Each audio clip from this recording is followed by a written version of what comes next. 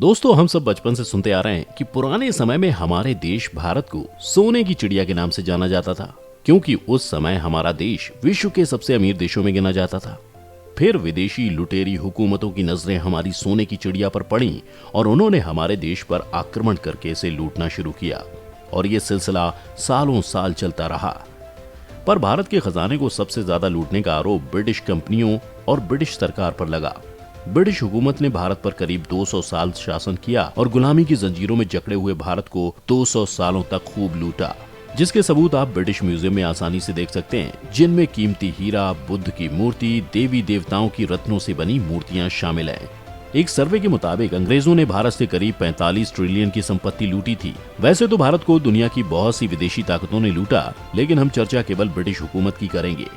इसकी शुरुआत आज से करीब 400 साल पहले हुई। ब्रिटिश राजदूत सर टॉमस रो भारत के शहंशाह जहांगीर के समय में उनके दरबार में एक समारोह में शामिल होने आया था। इस समारोह में दरबार के बीच में सोने की पन्नी चढ़ा हुआ एक तराजू रखा था, जिसके एक पल्ले में शहंशाह जहांगीर बैठे। महंगे रत्नों से बने हुए कपड़े, ताज और सोने के आभूषणों से लदे शहंशाह का वजन करीब करीब 114 किलो था।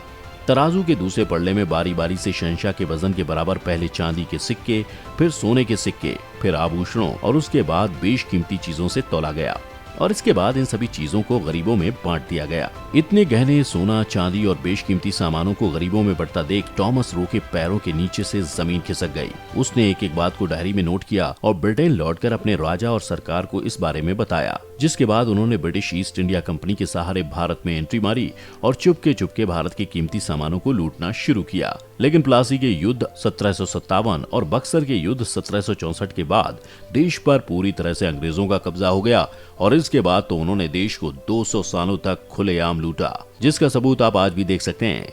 ब्रिटेन के कई म्यूजियम में आप कभी भी घूमने जाएं तो वहां आपको ये सारी लूटी हुई चीजें आसानी से देखने को मिल जाएंगी। इसीलिए आइए आपको बताते हैं कि ब्रिटिश म्यूजियम में ब्रिटिश सरकार ने भारत का क्या क्या छुपा रखा है। कोहिनूर हीरा, ये भारत से अंग्रेजों द्वारा चुराया गया सबसे कीमती हीरा है। ये करीब 21.6 ग्राम वजन और 105.6 मैट्रिक कैरेट प्योरिटी का हीरा है। ये बादशाह शाहजहां के सिंहासन, जिसे मयूर सिंहासन या तख्त ताउस भी कहा जाता है, उसी सिंहासन में ये जड़ा हुआ था। 1849 में ब्रिटिश ईस्ट इंडिया कंपनी ने ये हीरा इंग्लैंड की महारानी विक्टोरिया को गिफ्ट कर दिया था, जिसे आज भी टावर ऑफ लंदन के ज्वेल हाउस में रखा गया है, जिसकी कीमत अरबों में है। टीपू सुल्तान की तलवार और अंगूठी। 1799 में अंग्रेजों और टीपू सुल्तान के बीच युद्ध हुआ, जिसमें टीपू सुल्तान शहीद हो गए। लुटेरे अंग्रेजों ने टीपू के मरे हुए शरीर से उनकी तलवार और अंगूठी के अलावा सारे आभूषण चुरा लिए। तलवार को नीलामी में भारतीय बिजनेसमैन विजय माल्या ने करीब 1,57,00,000 की बोली लगाकर वापस ले लिया, लेकिन अंगूठी, जिसकी कीमत लगभग 12 करोड़ है, आज भी लंदन के संग्रहालय में रखी हुई है, जिस पर हिंदी में राम लिखा हुआ है। टीपू टाइगर, ये लकड़ी का बना हुआ एक टाइगर है जो एक अंग्रेजी सैनिक पर झपट्टा मार रहा है। इस टाइगर में एक इंस्ट्रूमेंट या मशीन लगी हुई है, जिससे लगे हुए हैंडल को घुमाने पर उस अंग्रेज सैनिक के रोने की आवाजें आती हैं, जिसे अंग्रेजों ने चुराकर अपने म्यूजियम में रख लिया है। ये भी एक तरह का खिलौना या कहें कि एक टीपू सुल्तान के अंग्रेजों के खिलाफ मुहिम का सिंबल था।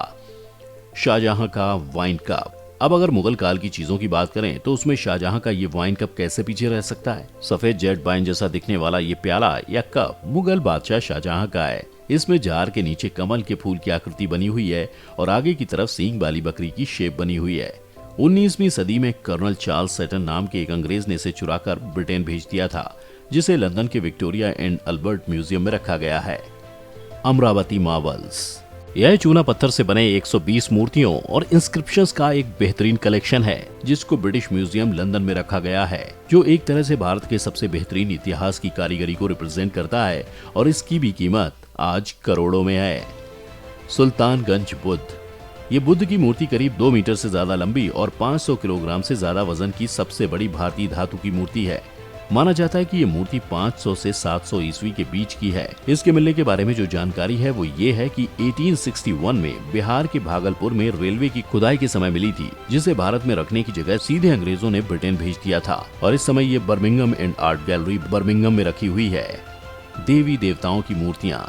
बुद्ध के अलावा भी बहुत सी ऐसी मूर्तियां हैं जो आज भी ब्रिटिश म्यूजियम में करोड़ों के दाम पर रखी हुई हैं, जिसमें भगवान शिव की मूर्ति जो कि करीब 1500 साल पहले की है, देवी दुर्गा की मूर्ति जो कि करीब 1240 साल के करीब पुरानी है, इसमें दक्कन कर्नाटक से मिली मूर्ति, भगवान नटराज की मूर्ति, भगवान नंदी महाराज की मूर्ति, भगवान सूर्य की मूर्ति, कामधेनु की सदियों पुरानी मूर्ति और इन सब के अलावा बहुत सारे देवी देवताओं की मूर्तियां ब्रिटिश संग्रहालयों में रखी हुई हैं और इन सब की कीमत आज अरबों में है।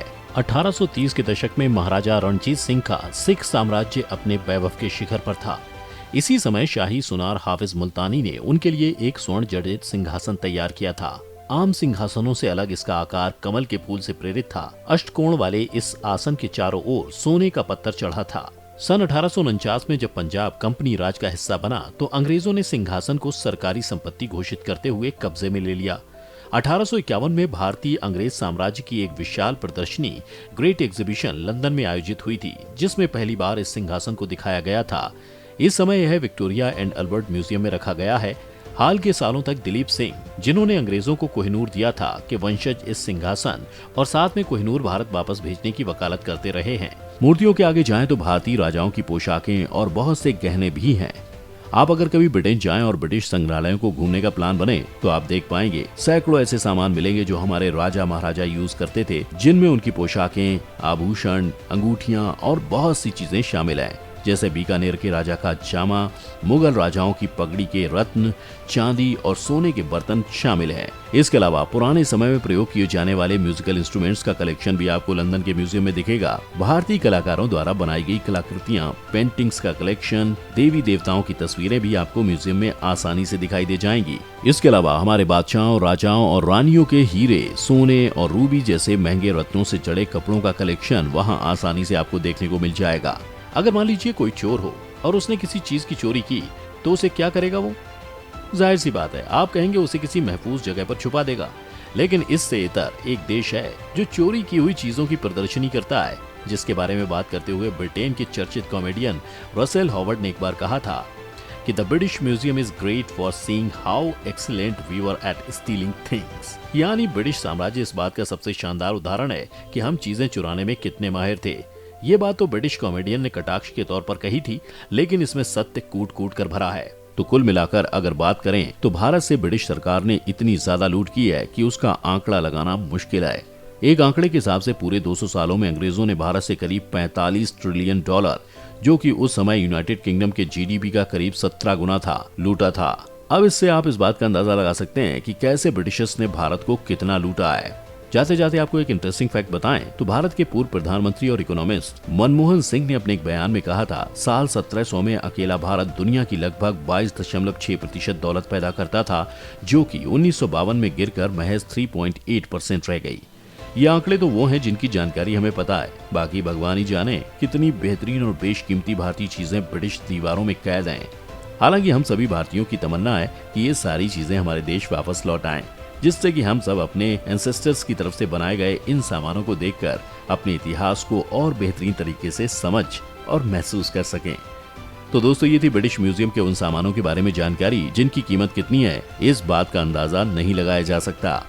आपको क्या लगता है, कभी भारत सरकार इन सामानों में से कुछ भी भारत ले आ पाएगी? आप अपनी राय में कमेंट करके बता सकते हैं। साथ ही वीडियो को लाइक और शेयर करना ना भूलें और चैनल को सब्सक्राइब भी कर लें।